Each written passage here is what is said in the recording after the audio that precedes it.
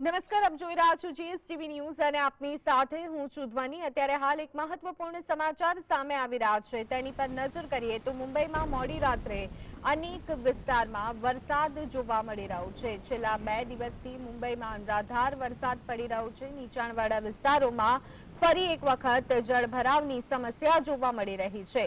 સ્થાનિય પ્રશાસન દ્વારા કામગીરી હાથ ધરવામાં આવી છે।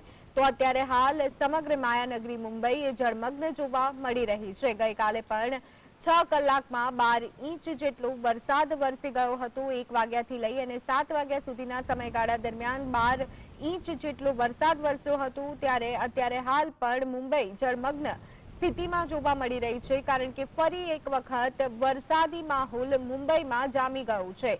મુંબઈમાં મોડી રાત્રે અનેક વિસ્તારોમાં વરસાદી ઝાપટા જોવા મળ્યા હતા અને તેના કારણે રસ્તા ઉપર પાણી ભરાઈ ગયા હતા। તો આ સંદર્ભે વધુ વિગત મેળવી લઈએ। અમારા સંવાદદાતા સતીશ અમારી સાથે જોડાઈ ગયા છે। સતીશ, 2 દિવસથી વરસાદ જે છે તે મુંબઈને ઘમરોડી રહ્યો છે। આજે પણ સ્થિતિ એ જ જોવા મળી રહી છે કે માયાનગરી મુંબઈ એમાં જળભરાવ જોવા મળી રહ્યો છે, શું વિગતો? ગઈકાલે જે રીતે મુંબઈને વરસાદે ધમરોળ્યો અને 12 કલાકમાં 12 ઇંચ વરસાદ પડ્યો, તેને કારણે હજી પણ સંપૂર્ણ મુંબઈ કહી શકાય કે ડૂબ્યું છે અને હજી પણ ઘણી જગ્યાએ ખાસ કરીને નીચાણવાળા વિસ્તારોમાં ઘરમાં પણ ઘૂંટણ સમાણા પાણી ભરાઈ રહ્યા છે।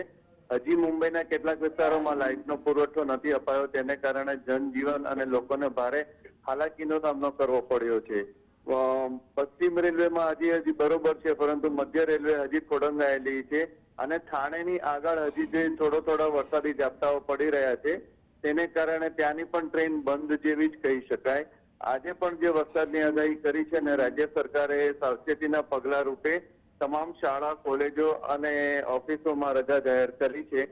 હાલમાં માહોલ અત્યારે સૂરજદાદા છે, પરંતુ કેટલાક વિસ્તારોમાં પાછા ઝાપટા શરૂ થયા છે અને આગામી 4 કલાક દરમિયાન હાલમાં જ વેધશાળાની આગાહી આવી કે ફરી એકવાર મુંબઈમાં ભારેથી અતિ ભારે વરસાદ પડશે। જી આભાર સતીશ, અમારી સાથે જોડાવા બદલ અને સમગ્ર માહિતી આપવા બદલ।